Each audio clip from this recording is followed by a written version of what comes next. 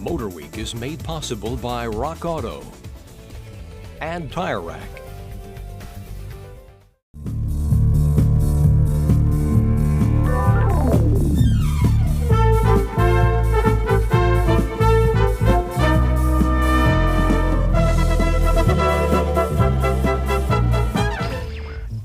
Hello and welcome to Motor Week and to our 1985 Detroit New Car Preview. This vast expanse of concrete and blacktop is only a small part of the Chrysler Corporation Proving Grounds in Chelsea, Michigan, where we're starting our two-week tour of this model year's new goodies from Detroit's Big Four car companies. Besides looking at Chrysler, we'll also be reviewing some of the better ideas from Ford this week. And next time, it'll be the turn of General Motors and American Motors. Pat Goss will also pay us a visit with some advice on how to keep the more sophisticated engines on many of these new models running sound long after your monthly payments end. So let's start by looking at a new car line that may add yet another sharp sales point to Chrysler's now flourishing Pentastar. For months, we've known them only as the Chrysler H cars, a pair of front-drive, middleweight, sporty five-door liftbacks. Well, now they have names, the Chrysler LeBaron GTS and the Dodge Lancer. They're built on a 103.1-inch wheelbase, one more variation of the tried-and-true K-car theme. Their aim is to make a run at domestic Eurothink products such as the Pontiac 6000 STE and world-class imports like the Mazda 626 and BMW 318i. Power is familiar. Standard equipment is the homegrown 2.2-liter fuel-injected four-cylinder mated to an improved 5-speed manual or optional 3-speed automatic. This year, the only engine option is the uprated turbocharged version of the same motor. It provides 47% more horsepower than the standard engine's 99, for a total of 146, with 168 pounds of torque. That's more than adequate for the 2,600-pound base weight. For proof, the Turbo LeBaron GTS Lancer will go from 0 to 60 in under 9 seconds. Since this is meant to be Chrysler's answer to a European touring car, it's no surprise that even the standard suspension has more stiffness and handling than your typical American family model. With struts up front and a high coil spring rate solid axle rear, initial impressions of the H-Car's roadability are pretty good. The optional handling package adds Eagle GT rubber, higher pressure gas struts and shocks, and firmer springs. The main differences between the Chrysler and Dodge versions are in trim and details. The Chrysler LeBaron GTS carries a more formal grille, and inside things are properly demure. The standard cloth and vinyl upholstery is bolstered by an optional sports seat with adjustable support. All LeBaron GTS Lancers come with full instrumentation. You get a very legible analog gauge package on the base car and a good electronic unit on top-line editions. All models include this clever in-dash cup holder, a device that's fast becoming a Chrysler trademark. The Lancer incorporates Dodge's bullseye grille into the overall shape, and the large hatch follows the modern theme. It flows down and out to resemble a more traditional trunk. These twins are very practical in other ways too. There is a standard package shelf, the trunk expands by folding the rear seat, and it all comes complete with a security lock. Practical and sporty. That's what Chrysler intended here for those buyers who need the practicality of a sedan or hatchback, but yearn for the thrill of driving a more sporty machine. From first looks and first drives, it appears that they've managed to match the Chrysler LeBaron GTS and Dodge Lancer to their market targets, and time will surely tell. Bringing out dramatic new products is almost becoming a habit for Chrysler. Not only that, but some of the products introduced only a few years ago are getting significant additions and alterations for 1985. Take the hot-selling front-drive Plymouth Voyager and Dodge Caravan minivans. New convenience extras for 85 make these useful creatures even more so. The most novel is a convert-a-bed option. It quickly transforms the middle bench into a quite sizable bed for two well-acquainted adults. While some bulky cargo may have to wait outside till dawn, Essentials will still fit underneath. The bed can't be ordered with the rear bench seat, so if that's gone, you can get a new front bench seat to replace the standard buckets. New overhead and floor consoles are also available for more small item storage.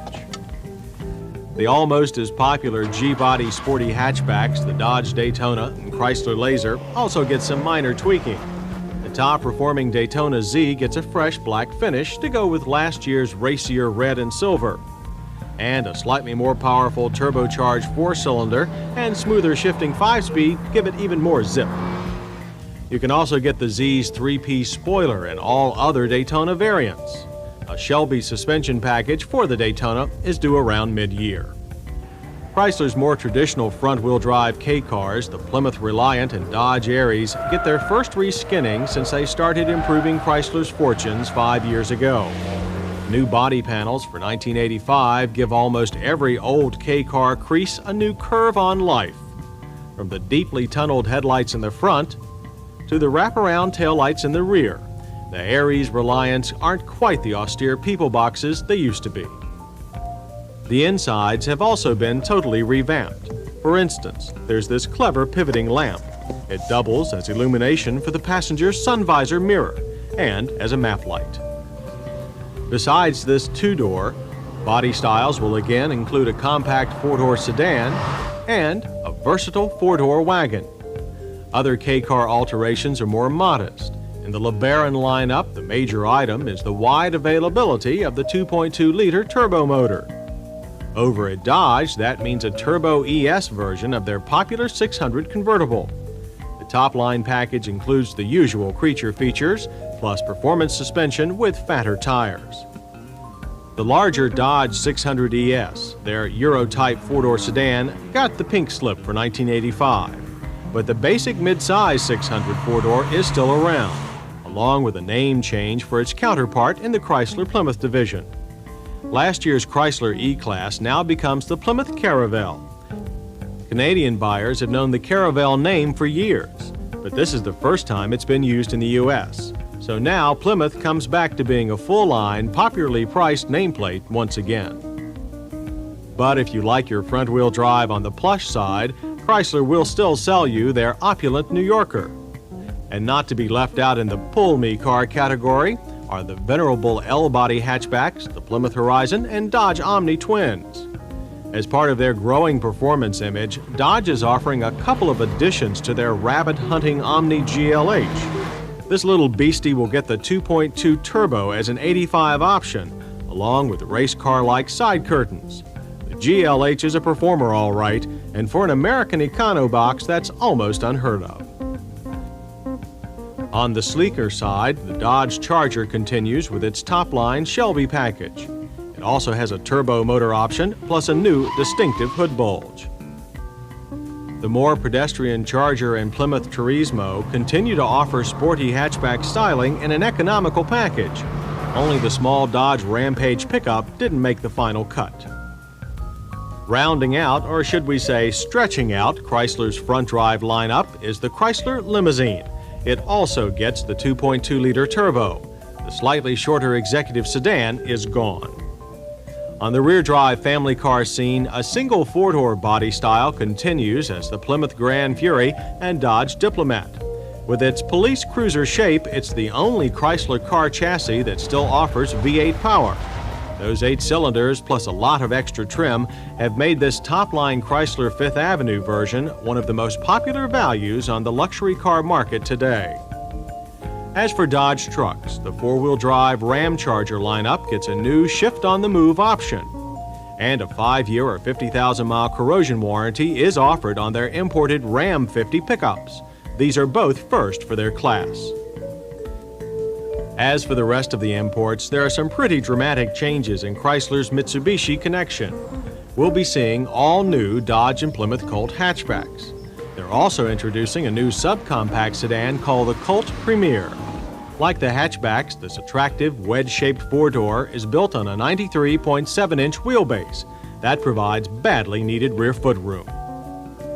Colt power has been upped 6% with a new standard 1.5-liter four-cylinder. And naturally, the fire-breathing 102-horse turbo is still available, although this go-around with a lot more handling to really make the Colt a controllable thriller to drive.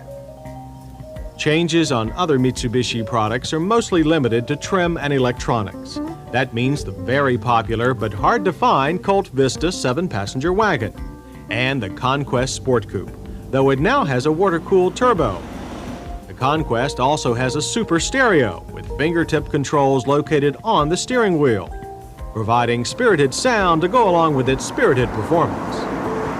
And spirited is a good way to describe all of Chrysler's amazingly varied product lines for 1985. They're quickly making Chrysler one of the most innovative car marketers in the world today.